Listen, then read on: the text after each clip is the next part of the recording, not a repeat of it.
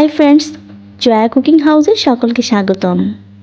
চা খেতে আমরা সকলেই পছন্দ করি, সেটা যে কোনো সময় কিংবা যে কোনো আড্ডায়। প্রতিদিন একইভাবে চা খেতে কারই বা ভালো লাগে। এজন্য আজ আমি তৈরি করে দেখাবো ভিন্ন স্বাদের চায়ের রেসিপি। এই চাটা আপনি যাকেই বানিয়ে খাওয়াবেন সেই আপনার প্রশংসা করবে। আজ আমি বানাবো মশলা দুধ চা। এই চাটা বানানোর জন্য আমি এখানে নিয়েছি 3 চামচ পরিমাণ চিনি, আর নিয়ে নেব 3 চা চামচ চা পাতা। এখানে আমি ছোট কাপের 1 কাপ পানি নিয়েছি, আর 3 চামচ গুঁড়া দুধ পানিটার সাথে মিশিয়ে নিয়েছি।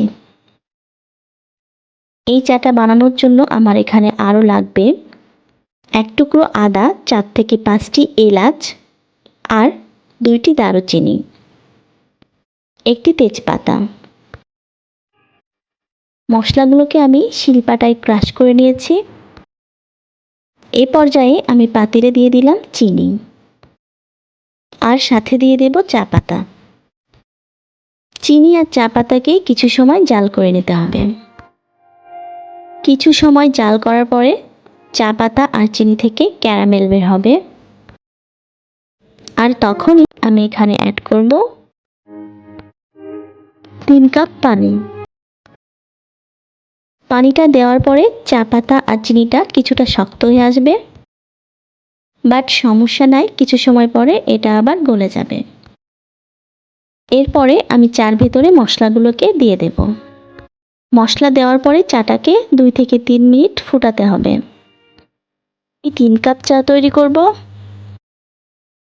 আমি যে পরিমাপে চা পাতা আর চিনি দিয়েছি আপনারাও সেই পরিমাপে দেওয়ারই চেষ্টা করবেন, তাহলেই পারফেক্ট চা হবে। চাটা ভালোভাবে জাল করে নেবেন, এতে মশলার ফ্লেভারগুলো চার সাথে মিশে যাবে। 2 মিনিট পরে চায়ে দিয়ে দেব আগে থেকে গুলে রাখা দুধ। দুধটা দেওয়ার পরে চাটাকে আরও 2 মিনিট জাল করব।